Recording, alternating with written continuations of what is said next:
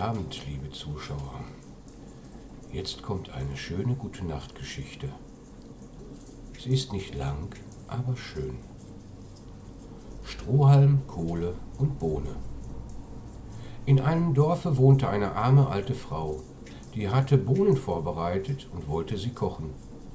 Sie machte also auf ihrem Herd ein Feuer zurecht, und damit es schneller brennen sollte, zündete sie es mit einer Handvoll Stroh an. Als sie die Bohnen in den Topf schüttete, entschlüpfte ihr unbemerkt eine und fiel auf den Boden neben einen Strohhalm. Bald sprang auch eine glühende Kohle vom Herd zu ihnen herab.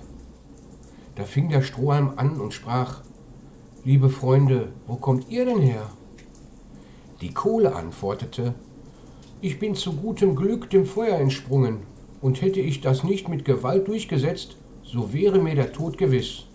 Ich wäre zu Asche verbrannt.« Die Bohne sagte: »Ich bin auch noch mit heiler Haut davongekommen, aber hätte mich die Alte in den Topf gebracht, ich wäre ohne Barmherzigkeit zu Brei gekocht worden, wie meine Kameraden.« »Wäre mir denn ein besseres Schicksal zuteil geworden?« sprach das Stroh.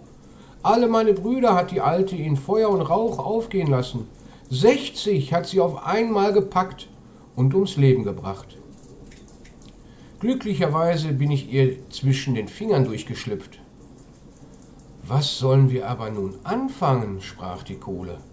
»Ich meine«, antwortete die Bohne, »weil wir so glücklich dem Tode entronnen sind, so wollen wir uns als gute Gesellen zusammenhalten und, damit uns hier nicht wieder ein neues Unglück ereilt, gemeinschaftlich auswandern und in ein fremdes Land ziehen.« Der Vorschlag gefiel den beiden anderen, und sie machten sich miteinander auf den Weg.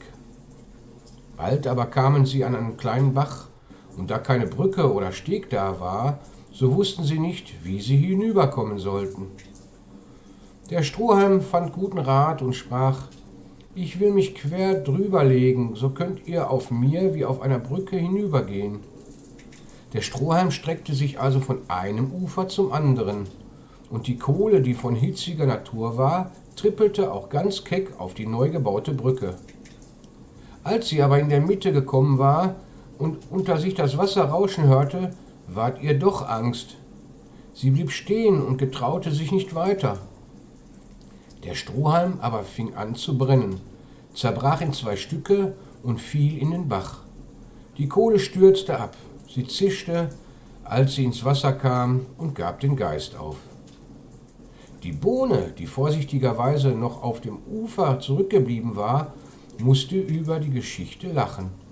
Sie konnte nicht aufhören und lachte so gewaltig, dass sie zerplatzte.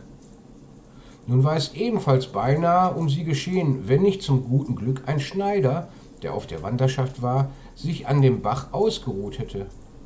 Weil er ein mitleidiges Herz hatte, holte er Nadel und Zwirn heraus und nähte sie zusammen. Die Bohne bedankte sich bei ihm aufs Schönste, aber da er schwarzen Zwirn verwandt hatte, haben seit der Zeit alle Bohnen eine schwarze Naht. Schlaft gut und träumt etwas Schönes.